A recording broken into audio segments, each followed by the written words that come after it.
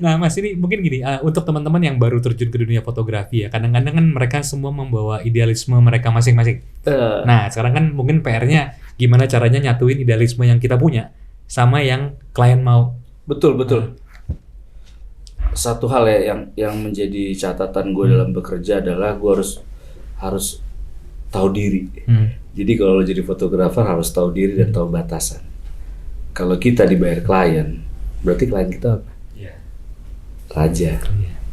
Tapi lo harus bagi dua porsinya. Contoh gue gini loh, gue tidak akan memposting yang klien pilih. Oke.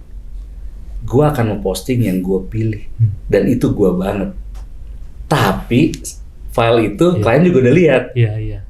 Karena yang gue posting itu kan orang-orang yang sensitif akan hal kan.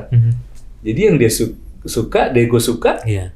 Karena mungkin nggak semua fotografer ya kalau ngirim file itu ada photographer choice. Iya.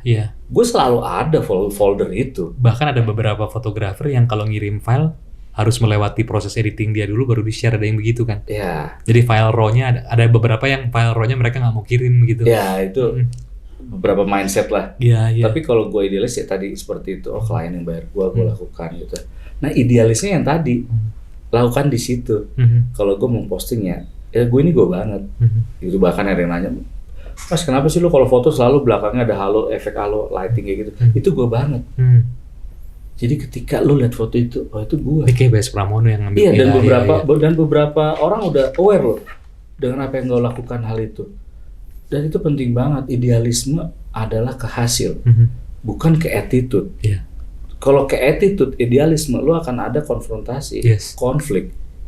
Dan itu harus dihindari kalau sama klien konflik. Simple loh. Contoh bilang, Mas bisa nggak ya saya begini? Oh nggak Pak, jangan begitulah Pak. Ini gaya saya tuh begini. Oh kelar bro. Gak akan lah, dimanapun lu belanja ke Indomaret juga kasir akan baik sama lu karena lu kan yang bayar. Iya karena lu bayar, bener. Sama foto. Dia tidak membeli gaya lu, dia membeli dengan karya lu. Lain hal, gue udah selalu bilang sama temen lu, kalau lu lahir nih, terus lu lihat, wih gue anak orang kaya coy, lu idealis jadi seniman aja. Lu lakukan foto yang lu suka. Bener. Orang lain gak suka bodo amat. Idealis. Karena value itu kan perbandingan apa ya Mas? Perhitungan antara produk dan jasa dan servis itu kan ya. Bener, itu jadi value kita. Value gua. Makanya sekarang gue bikin sebuah circle market itu adalah, dan akhirnya gue mensortir orang-orang yang mental sama gue tuh orang-orang yang nggak bisa bayar gue. Dan gue tidak pernah merasa, aduh kehilangan rezeki, enggak. Barang gue baru posting kok, I'm fine, no problem. Lu nggak bisa bayar gue, nggak. Karena apa? Gue nggak pernah menghujat mereka loh. Jangan pernah menghujat, membuli orang-orang yang nggak mampu bayar kita. Itu berarti mereka tidak punya finance yang kuat untuk itu. Lakukan aja. Oh ya udah. Tapi gue bukan nggak pernah bilang gini loh. Tenang aja, rezeki udah diatur. Gue nggak pernah bilang gitu. Gue selalu berpikir rezeki itu ya harus kita yang usahakan, mencari di mana levelnya. Ngeri lah bro kalau lo motret sebulan ya. Contoh lo motret sebulan, terus ada orang motret cuma 2 hari bisa mengcover apa yang sebulan lo lakukan. Itu sebaiknya lo harus bisa, kok dia bisa ya gitu. Dalam catatan lo tidak boleh munafik sama duit. Duit lagi nih bro. Itu pada akhirnya kan ini Mas, setiap produk atau jasa kan punya segmentasinya masing-masing ya. Bener sih, aduh. Lo harus belajar branding dah, branding, marketing, karena gue hobi baca sih gue. Bener gue seneng banget bagaimana cara McDonald dan KFC, itu doang gue pelajarin. Kenapa sih McDonald, kenapa kita fotografer tidak mengaplikasikan cara mereka jualan dari kita jualan? Betul. Dan sebenarnya kan Pilpres yang sebelum ini kan juga menunjukkan betapa besarnya peran branding activity dalam merubah citra seseorang begitu kan ya. Iya. Itu luar biasa. Kalau ngomongin kayak begitu kan, klien-klien gue kan ada yang di pihak ini. Tapi maksudnya dari sisi branding ya Mas, ini kan proses branding rebranding yang luar biasa lah. Benar-benar. Dan bisa kalau dan itu menjadi sebuah catatan besar bagi fotografer yang di komersil ya. Kalau kita tidak mampu punya kemampuan untuk branding dan marketing, find someone lah. Cari orang. Cari orang yang bisa. Gue selalu berpikir ketika lo di komersil, lo fotografer, solo karir, lu nggak akan bisa jadi Ari Lasso. Hmm. Ari Lasso solo karir bagus, kenapa? Manajemennya kuat. Iya. Yang nyari duit ada, yang ngatur dia wardrobe ada, tapi yang mereka lain tidak ada adalah bakat Ari Lasso yang nyanyi. Lu balik, orang lain gak ada yang bisa motret, gue yang motret. Nah lu bantu manajemen, ini, itu yang gue lakuin. Ya, at the end of the day ini tim ya mas. Teamwork. Tim.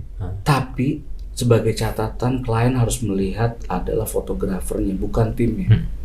Karena banyak temen gue pecah gara-gara kliennya melihat pakai aja asistennya. Lebih murah. Lebih murah dan lebih jago. Klien gitu lebih. Ada dan itu kenyataan. Tapi ketika sama gue dia nggak bisa bilang gitu. Kenapa? Karena gue punya value ketika gue motret. Iya. Dia nggak bisa begitu. Ya tapi gini lah mas, kita sama-sama tahu ya yang namanya orang ya mas. Disupervisi sama nggak disupervisi hasilnya beda, bener nggak? Betul. Nah, kita bisa dibilang profesional ketika kita tidak disupervisi dan hasil kerjanya sama. Betul. Bener nggak? Karena ini kan sebenarnya kan kejadian di mana-mana kan. Udah kita ambil aja ininya. Ternyata hasilnya beda karena nggak ada supervisi gitu loh. Dan salahnya adalah Indonesia ini tipikal klien karakteristiknya tuh dia akan mencari yang murah. Yang murah. Untuk mencoba. Iya. Ya itu adalah makanya di belakang kita sebagai fotografer selalu banyak orang yang ngasih harga murah. Karena mereka tahu peluang mereka lebih banyak. Iya. Tapi mereka tidak bisa mendapatkan peluang kita ketika masuk server. Betul. Yang bisa bayar lo mahal. Ya lu gimana nggak enjoy? Iya. Nah ini yang seru nih.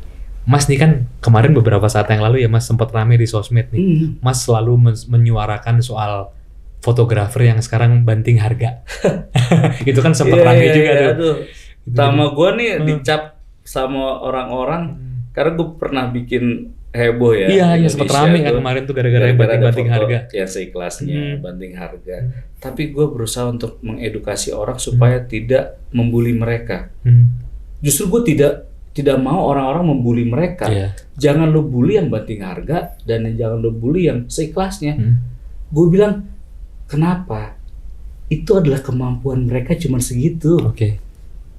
Kemampuan mereka ya cuma banting harga, tidak bisa melakukan hal lain lebih jauh.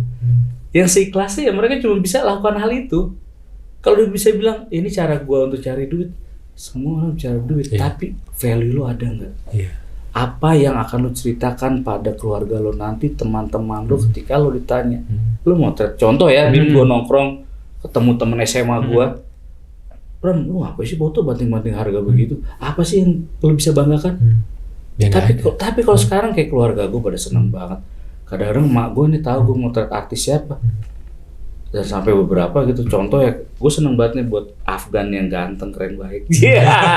Om gue ulang tahun dia tanda tangan bro. Anak gue ulang tahun dia bikin video. Berarti kan lu punya value sama dia. Iya. Dia nggak akan begitu sama semua orang kan. Iya. Siapa ini? Jadi hal itu value di mana? Dibayar berapa lo? Ya gue sih ya murah-murah aja lah gini-gini. Itu kan lo berarti lo tidak punya pencapaian untuk lebih jauh.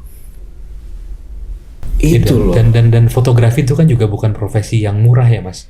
Mahal. Kameranya udah mahal, lensanya udah mahal. Gitu. Ya hitungannya gue nggak ngerti hitungannya bagaimana. Tapi bagi gue pernah ngerasain kalau dibayar murah. Gue pernah ngerasain capeknya ternyata sama. Iya. Ketika ya contoh lah sama teman-teman wedding ya.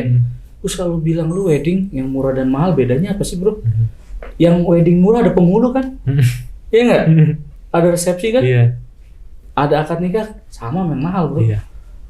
Berarti apa? Berarti ada sebuah sistem yang kayaknya mesti lo rubah untuk mencapai hal itu. Iya. Jadi kadang-kadang fotografi ini dibalik kayak jualan retail bro. Banyak yang melakukan hal itu. Nggak tahu mas, saya nggak ngerti. Perlu nggak ya ada asosiasi atau badan yang menyetarakan harga lah, gitu supaya soalnya karena kalau udah mulai perang harga banting-bantingan kan jadi nggak sehat ya mas. Karena fotografi ini sekarang kebanyakan udah dibilang hanya berbicara yang penting perut. Gue lakukan itu, gue berani ngomong ya karena gue pernah nyetir Jakarta Surabaya karena ada yang heboh di Jalan Tunjungan Raya itu ada orang jual foto 5.000 perak. Dan ini cerita nyata gue ya. Gue sama asisten gue nyetir bro. Karena lu tau nggak semua mention gue. Mas Pram, pendapatnya gimana mas? Gue capek, gue bilang guys, gue akan live nanti di Tunjungan. Gue dari Jakarta gue ke Surabaya. gue pura-pura nyamar dan terakhir penyamaran gue gagal. Gue pakai jasa dia di Tunjungan Plaza. Asisten gue yang daftar, gue foto cepret, deh. Ternyata mereka dibayar 5.000 itu hanya untuk satu spot kan, dan tidak kemana-mana kan. Jadi gue di situ ada nilainya adalah, yuk kita riset yuk kenapa dia bayar murah atau apa. Dan tiba-tiba kan ada yang cium tangan sama gue. Om WS ya. Mereka saya follower tahu, gagal penyamaran gue. Akhirnya gue interview mereka. Sistemnya ya dia dibayar 5.000 ya karena tidak melakukan hal apapun. Lu moto nggak boleh kemana-mana, situ ya, di situ aja, spot lo itu doang. Itu kan istilahnya dalam general adalah tolongin dong fotoin gua sama keluarga di situ. Iya. Tapi jangan pakai handphone, bawa kamera. Nah yang gue suka adalah mereka tidak melakukan hal yang lain. Contoh prewedding 5.000, ya nggak masuk akal lah. Iya. Gue lebih itu gue menghormati mereka loh. Berarti mereka mau bantu orang-orang yang sedang karya wisata. Iya, yang nggak punya budget lebih untuk foto bareng sama keluarga di spot itu, tidak kemana-mana dan tidak lakukan hal di luar 5.000 perak. Dibandingkan lu yang punya kemampuan tinggi, lu punya kamera mahal, studio keren, tapi lu ngasih harga sekenanya. Iya, itu. Listrik bayar bro. Iya. Makanya kan ada cerita kemarin Mas waktu pandemi ya kan, banyak teman-teman fotografer yang turun ke jalan. Betul. Jadi street photographer. Nah ketika itu kan juga terjadilah perang harga tuh. Sampai akhirnya mereka, bagusnya gini tapi Mas, akhirnya mereka tuh punya satu komunitas, asosiasi yang udah deh kita samain harga deh. Kalau fotonya 1 sekian, 2 sekian, 3 sekian. Jadi akhirnya se-Jakarta Mas, itu fotografer jalanan harganya semua sama gitu. Iya. Nah saya rasa itu jadi hal yang baik juga kali ya mungkin ya. Kalau bicara harga ya, gue udah. Karena ini kan karya seni ya Mas. Kalau banting-banting harga jadi akhirnya ya nggak gitu, harusnya sesuatu seni dihargain gitu itu kan. Itu yang di jalanan itu kan beberapa foundernya itu kan sahabat baik gue juga. Iya. Dan ada salah satu yang fotografer ya cukup berhasil dibilang itu kan dulu asisten gue. Gue berpikir gini loh, kenapa sih kita nggak kayak masuk ITC ya? Kayak lo nyari handphone satu lantai. Iya. Pernah lo nemuin yang lebih murah dari itu? Harga semua sama. Semua sama. Kesepakatan kita. Yes, gentleman agreement itu Mas. Gentleman agreement itu hanya dimiliki sama orang-orang yang pengen hidup layak. Iya.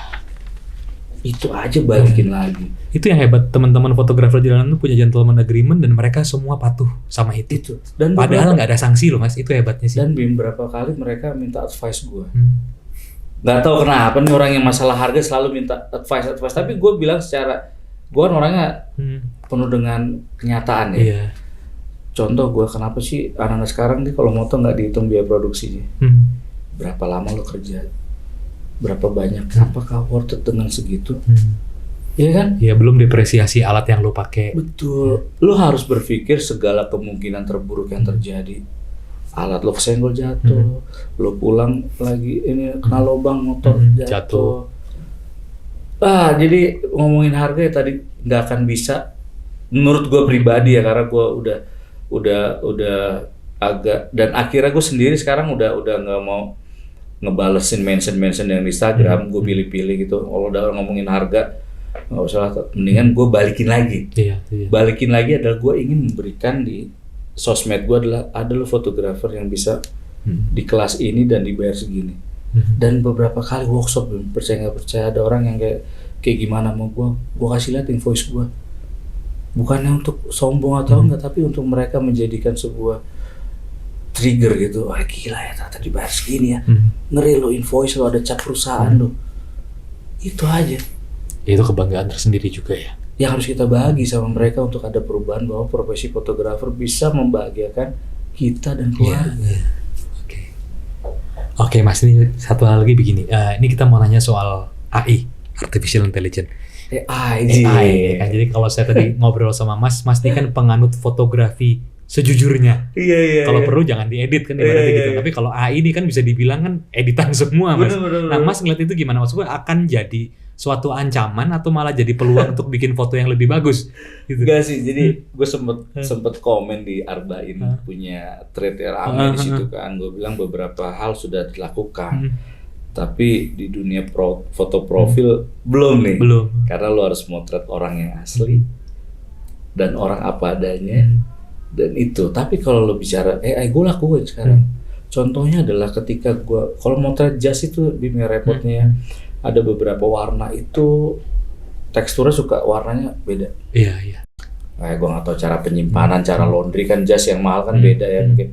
Itu gue gunakan AI untuk menyempurnakan itu. Dan hal-hal itu kekotoran apa. Contoh nih dalam foto gue kan nggak boleh merubah. Jadi gue pernah motret Atta Halilintar, itu kan dia terpilih dapat penghargaan YouTube. Gue dapat kerjaan untuk motret profil dia. Klien gue bilang jangan sampai diedit ya. Gue pernah ngasih ya salah satu CEO bank terkenal diedit. Dibalikin foto gue, jangan gini, dah padanya. Berarti di dunia gue, AI hanya sebatas untuk membantu hal-hal yang tidak bisa dilakukan. Contohnya nih, kayak tekstur ini AI itu ya mempercepat kerja gue. Contohnya seperti itu, Bim. Tapi tidak untuk merubah bentuk wajah. Iya, karena mungkin bidang gue ya. Tapi kalau di bidang genre fotografer udah terbukti, orang priwet di kamar, tiba-tiba udah di air terjun. Iya. Tapi kan lu balik lagi deh. Berarti apa? Lu berarti mengurangi skill lu. Skill foto lu akan makin lama terkurangi. Tapi bagi gua orang yang memahami AI ini bahkan jadi orang-orang yang akan sukses nanti ke depannya. Jadi sebaiknya kita harus belajar. Sama dengan perpindahan dari analog ke digital pada kamera. Lu nggak ikut tenggelam. Oh AI gue sampai sekarang kan gue ikut-ikutan mempelajari. Kayak kemarin foto anakku gue tes, gue pengen tahu aja. Oh gila ya foto di kamar bisa kayak di laut, canggih loh. Iya. Tapi ya di kerjaan gue nggak kepake. Boro-boro, lu ngilangin tai lalat aja kasus. Bisa, iya. Ya sekarang pipit tembem aja jadi virus mas. Iya, jadi aduh, hal itu tapi AI menarik, hebat loh. Nah mas mungkin gini, ini terakhir ya. Thank you. Ini kan teman-teman banyak yang masih muda, banyak yang mau terjun dunia fotografi nih. Genre ini kan banyak mas. Betul. Lebar sekali. Menurut mas nih, mendingan langsung fokus aja gue maunya kesini dari awal, atau belajar dulu semua, terus tentuin fokusnya kemudian mau kemana? Sebaiknya motret apa aja dulu. Lu percaya nggak, Bim? Gue dulu, lu mau tau nggak di Jakarta nyari duit yang lumayan gampang di mana? Fotografer rumah duka. Tiap hari dia meninggal tuh. Iya. Dan beberapa orang kaya mau didokumentasiin. Gue pernah jalanin. Gue pengen tahu ya. Sebenarnya nyari duit itu gampang. Cuma kita ya cobainnya semua. Nah, ketika mencoba itu, kayak gue tuh, kenapa gue sih milih foto orang? Karena kan gue pernah motret iklan mobil juga, tapi gue tinggalin semua karena ternyata motret orang tuh susah. Iya. Orang itu punya rasa dan lain-lain. Dan bagian mau belajar, belajarlah. Dan yang paling penting ketika lu bilang gue suka ini, yang nomor 2 nih, ketika lu bilang suka ini, kalau menurut gue adalah lu pahamin ini ada duitnya nggak? Ngerti nggak lu? Iya. Ketika ini tidak bisa menghasilkan duit, jangan dipilih jadi profesi. Kenapa lo akan tiba-tiba bekerja keras tapi tanpa hasil? Ya sedih juga ya. Iya kan? Iya. Itu jadi makanya tadi kembali lagi, jangan munafik sama duit. Gue begini, gue harus hidupin diri sendiri, keluarga dan nah gue tahu di sini ada nih nilainya. Lo tau nggak kenapa gue milih foto profil, bro? Gue kerjanya cepet, bro. Klien gue nggak ada yang mau lama-lama. Mereka orang sibuk juga ya. Mas bisa nggak 30 menit Bapak dipanggil kementerian harus foto? Gue seneng banget lah. Kayak tadi kan sebelum kesini kita ngobrol kan, gue seneng banget. Cuman yang tadinya harusnya beberapa baju, gue foto, dia udah cakep, udah baju lain aja, pakai yang ini aja. Apakah anak buahnya akan bilang jangan Pak? Nggak akan ada yang mentolerir itu. Bapak senang semuanya? Senang. Minimal pura-pura senang. Berarti apa? Berarti apa? Gue memilih jalur yang yang lebih eksklusif dan mereka Mas datang pasti mereka udah siap dengan bajunya lah. Jadi buat yang teman-teman gue beberapa kali lah mengisi untuk di kampus, ketika memilih jadi fotografer, realita itu yang nomor 2 harus dipikirkan, ada duitnya nggak? Karena ketika lu nggak punya duit dari fotografi dan lu menyatakan itu adalah bisnis lu, 2 tahun setahun mah ambruk, bro. Iya. Tapi ketika nih gue jalan udah 20 tahun kali ya, kenapa masih have fun? Karena dibayar dengan layak. Iya. Balik ya, bukan dibayar mahal, tapi dibayar layak. Layak itu apa? Ketika lu motret cuman nggak capek, nggak apa, segitu ya udah, karena nggak capek gue. Tapi ketika lu capek, effort berapa lama, berapa ini susah, lu dibayar pes. Itu. Iya, iya. Jadi aduh, gua harap yang anak muda ini lebih berat loh ke depannya. Karena kemudahan tadi AI, terus kecanggihan kamera. Gue udah nyobain loh motret kamera merem loh. Hasilnya bagus. Kenapa? Karena kan mereka punya face detection. Iya, iya. Gue coba itu motret asisten. Coba gue merem ya lo kanan kiri. Jadi. Itu udah lain ya sekarang ya. Intinya juga mesti belajar terus ya Mas, biar nggak ketinggalan sama teknologi. Betul, dan harus lagi berpikir duit bisa merubah cara pandang. Iya.